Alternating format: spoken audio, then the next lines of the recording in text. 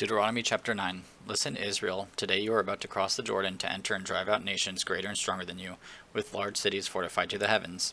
The people are strong and tall, the descendants of the Anakim. You know about them, and you have heard it said about them, who can stand up to the sons of Anak.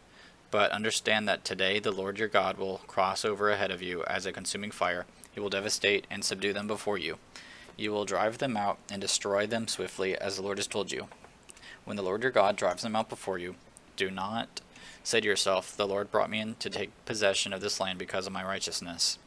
Instead, the Lord will drive out these nations before you because of their wickedness. You are not to take possession of their land because of your righteousness or your integrity. Instead, the Lord your God will drive out these nations before you because of their wickedness, in order to fulfill the promise he swore to your ancestors Abraham, Isaac, and Jacob. Understand that the Lord your God is not giving you this good land to possess because of your righteousness, for you are a stiff-necked people. Remember, do not forget how you provoked the Lord your God in the wilderness. You have been rebelling against the Lord from the day you left the land of Egypt until you reached this place. You provoked the Lord at Horeb, and he was angry enough with you to destroy you. When I went up the mountain to receive the stone tablets, the tablets of the covenant the Lord made with you, I stayed on the mountain for 40 days and 40 nights. I did not eat food or drink water. On the day of the assembly, the Lord gave me the 2 stone tablets inscribed by God's finger. The exact words were on them, which the Lord spoke to you from the fire on the mountain. The Lord gave me the 2 stone tablets, the tablets of the covenant, at the end of the 40 days and 40 nights. The Lord said to me, "Get up and go down immediately from here, for your people whom you brought out of Egypt have acted corruptly. They have quickly turned from the way I have commanded them. They have made a cast image for themselves." The Lord also said to me, "I have seen this people, and indeed they are a stiff-necked people. Leave me alone, and I will destroy them, and blot out their name under heaven. Then I will make you into a nation stronger and more numerous than they." So I went back down the mountain while it was blazing with fire, and the 2 stone tablets of the covenant were in my hands. I saw how you had sinned against the Lord your God. You had made a calf image for yourselves. You had quickly turned away from the Lord. You have quickly turned from the way the Lord had commanded for you. So I took hold of the 2 tablets and threw them from my hands, shattering them before your eyes.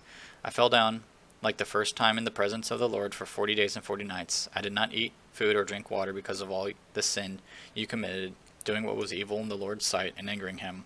I was afraid of the fierce anger the Lord directed against you, because he was about to destroy you. But again the Lord listened to me on that occasion.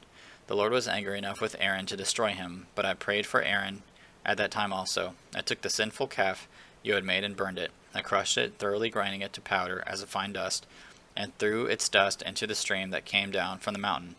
You continued to provoke the Lord at Taberah, Massah, and Kibroth Hattaavah. When the Lord sent you from Kadesh Barnea, he said, "Go up and possess the land I have given you." You rebelled against the command of the Lord your God. You didn't believe him or obey him. You have been rebelling against the Lord ever since I have known you.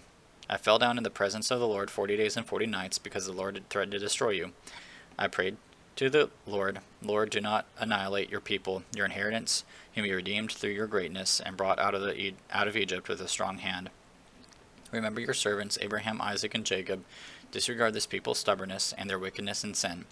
Otherwise those in the land you brought us from will say, because the Lord wasn't able to bring them into the land he had promised them, and because he hated them, he brought them out to kill them in the wilderness. But they are your people, your inheritance, whom you brought out of your great power and outstretched arm."